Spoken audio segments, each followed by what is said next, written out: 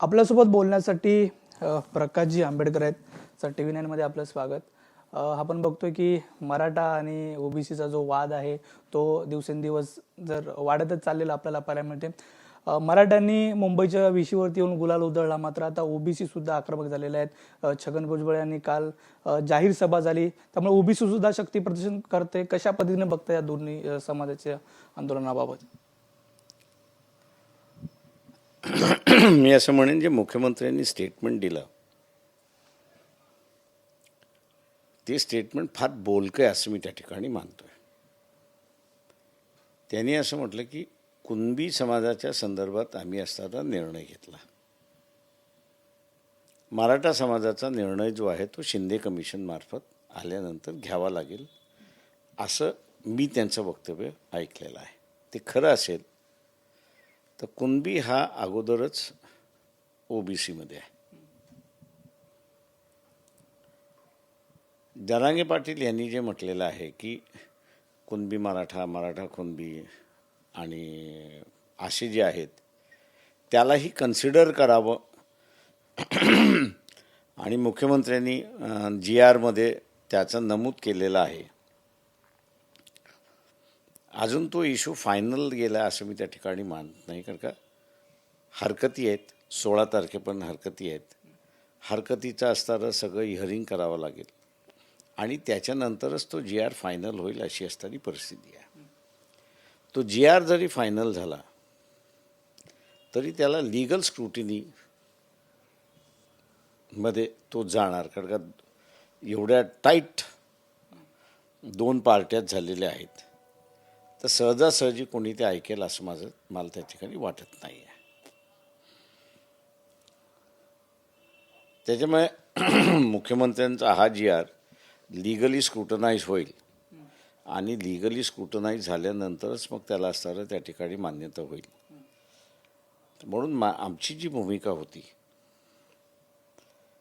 ती म्हणजे मराठा समाजाची गेल्या 70 वर्षामध्ये मराठा समाजानेच केलेली स्वतःची परिस्थिती आहे. मी असं नाही म्हणणार त्याच्यामध्ये, पण रियालिटी ही तुम्हाला विसरून चालत नाही.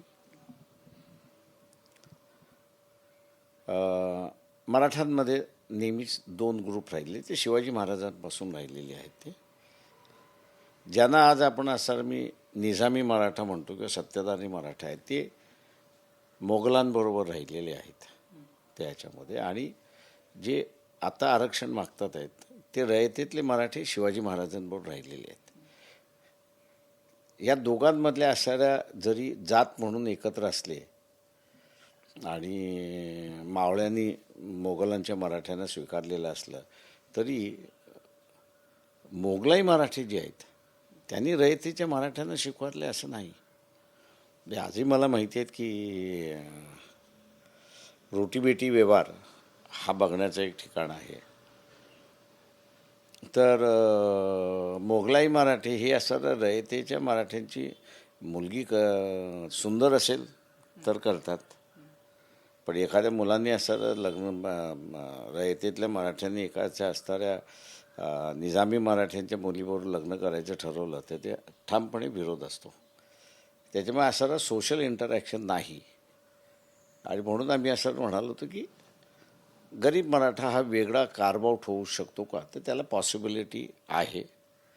आणि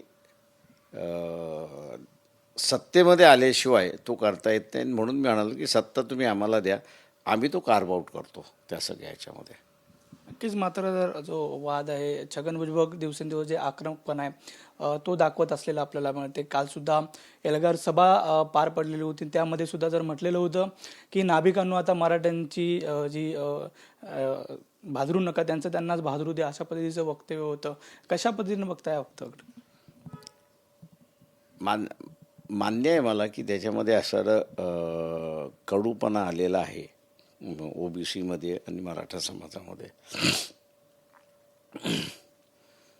कोणाच्या तरी व्यवसायावरनं आणि कोणाच्या याच्यावरनं नामोल्लेख करून अजून भांडण वाढवावं ही समाजाच्या दृष्टिकोनातून अत्यंत वाईट आहे. मी त्याची यासाठी निंदा करतो. कारण का वालीत टाकणं राहणं हे मी लोकांचं आयुष्य बघितलेलं आहे. त्याच्यामुळे हे जे वालीत टाकण्याचा जो भाग आहे तो मला वाटतं समाजामध्ये होऊ नये. मतभेद आहेत असं मी मानतो, दुश्मनी नाहीत एवढं फक्त लक्षात ठेवली पाहिजे.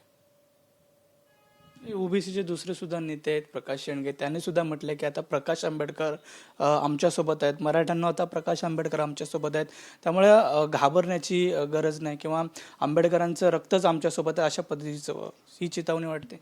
दुर्दैवाने मी असं म्हणेन की सर्वच जण आपापल्या सोयीने बाबासाहेब उचलतात त्या सगळ्या ह्याच्यामध्ये, आणि जेवढा आपल्याला पाहिजे तेवढाच उचलतात, पूर्ण बाबासाहेब कधी मांडत नाहीत. मी या सगळ्यांना घेऊन एकदा बसलो होतो आणि मी त्यांना एक समजावून सांगितलं होतं की सायमन कमिशनला बाबासाहेबांनी जो खलिता सादर केला त्या खलित्यामध्ये हा जो रयतेतला मराठा जो आहे त्यालाही इतरांप्रमाणे सवलती मिळाल्या पाहिजेत, आरक्षण मिळालं पाहिजे असं 1920 साली बाबासाहेबांनी म्हटलेलं आहे. एका सोशिओलॉजीचे विद्यार्थी बाबासाहेब असल्यामुळे त्यांच्या हे लक्षात आलं होतं की मराठा एक आयडेंटिटी निर्माण होते आणि ती उद्या पॉलिटिकल आयडेंटिटी होईल, पण ती पॉलिटिकल आयडेंटिटी झाली तर सर्वच मराठी एकत्र येणार नाही, तर हे जे मोगलाई मराठी जे आहेत हे सगळं स्वतःच्या ताब्यामध्ये ठेवतील आणि उरलेल्यांचा वापर करतील हे माहीत असल्यामुळे त्यांनी असं त्याच वेळेस की हा जो रयतेतला मराठा जो आहे याला आरक्षण द्यावं ही त्यांचीही भूमिका होती. त्याच्यामुळे बाबासाहेबांनी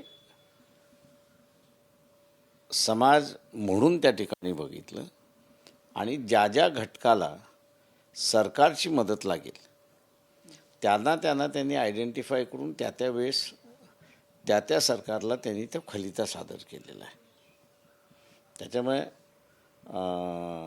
प्रकाश शेंडगे यांनी जे म्हटलं आहे ते बरोबर आहे की ओबीसीचं आरक्षण वाचवण्यासाठी किंवा जे आहे त्याच्यामध्ये, आणि म्हणून आम्ही असं म्हणतो की त्यांनीसुद्धा तीच भूमिका घेतली पाहिजे की ओबीसीचं आरक्षणाचं ताट वेगळं आणि मराठा समाजाचं असणारं आरक्षणाचं ताट वेगळं. दोन्ही करता येतात का, तर माझं म्हणणं पूर्णपणे करता येतात, पण ते शांततेने करावं लागेल, कायदेशीर करावं लागेल. सुप्रीम कोर्टाचे जे निर्णय आहेत त्या निर्णयाच्या चौकटीत बसून तुम्हाला करावं लागेल. जे हॉचपॉच आहे ते नाही. आता जे मुख्यमंत्र्यांचा डेटा कलेक्शन करण्याचं काम चाललं आहे, मी दुर्दैवाने गरीब मराठ्यांना म्हणणार आहे की हा जो डेटा जो काढला जातो आहे तो टिकणार नाही. पुन्हा जे कोर्टाने असं म्हटलं की फसवेगिरीचा प्रकार आमच्यासमोर चाललेला आहे, तो हा BJPचा फसवेगिरीचा प्रकार आहे असं मी त्या ठिकाणी मानतो आहे. नक्कीच. मात्र याच संदर्भात भुजबळांनी सुद्धा एक राजीनामा दिला होता, त्यावरती फडणवीसांनी बोलणं सुद्धा टाळलेलं आपल्याला पाहायला मिळते. ते मी कशा कोणाच्या राजीनाम्यावरती बोलत नाही. नक्कीच, धन्यवाद. एकंदरीत जे आरक्षण आहे ते दोन्ही सुद्धा समाजाला मिळतं आणि त्या संदर्भात जो तेढ निर्माण होतोय तो निर्माण होऊ नये असं आवाहन प्रकाश आंबेडकरजींनी केलेलं आपल्याला पाहायला मिळते. व्हिडिओ जर्नलिस्ट प्रेम मात्रेसह नंदकिशोर गावडे, TV9 मराठी, मुंबई.